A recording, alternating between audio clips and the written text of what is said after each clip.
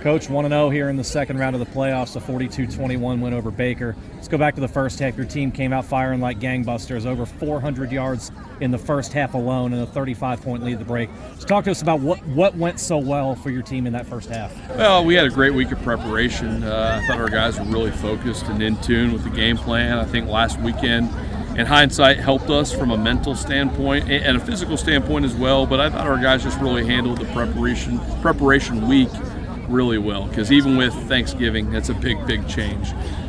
We were focused and ready to go, and obviously we played great defense right there. Offense had a couple of series that we sustained and hit the big plays, and special teams was solid, so it felt good to click on all cylinders in the first half.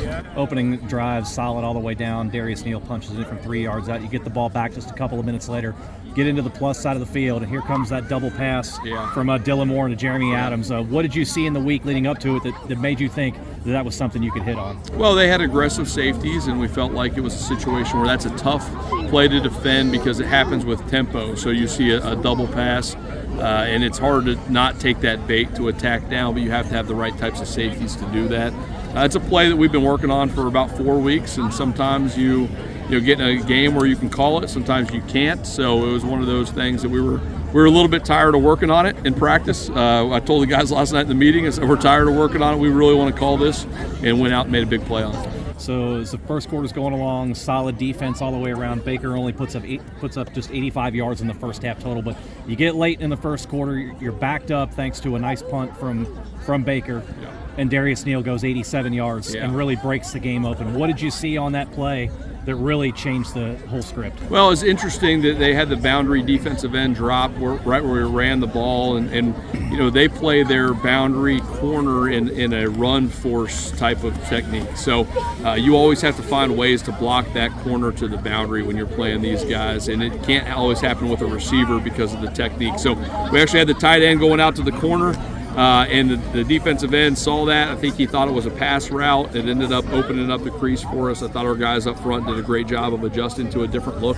and we were off to the races. We had some really good downfield blocking. I know that we were saying J.C. Shagog was a guy that was all the way on the backside of that and is blocking down the field on an 80-plus yard touchdown. That's exciting. So a lot of credit goes to Darius Neal, rightfully so.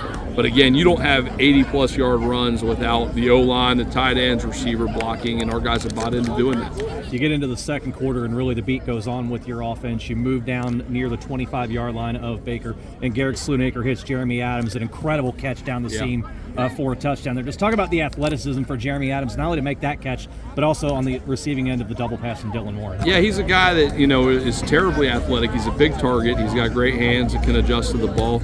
Really hasn't touched the ball as much this season as what we probably would have thought coming out of spring ball and training camp.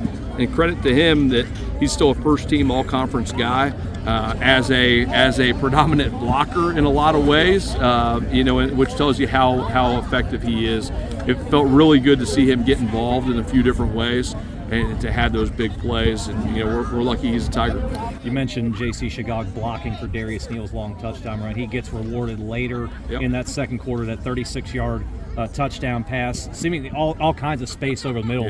What did you see in the coverage there, and also the throw from Gary? Well, we were running the ball really effectively, and it was 2nd and 1 or 2nd and 2, so it's a good time there when you're really clicking, running the ball to maybe take a play action shot. And I think we got the linebackers down on the play fake and kind of ran the safety through there and had a nice big window for JC.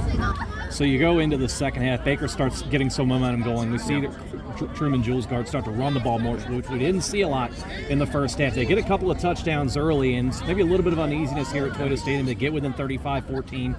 You put Darius Neal back into the game, and he only takes one more play, 59 yards up the left side, and really kind of puts the end to this one. Take us through that play that Darius busted again. Well, I mean, it was really well blocked, and again, credit to Darius. You can't take it away from him, but it was well blocked. We had a receiver coming down and cracking and blocking a linebacker in the box.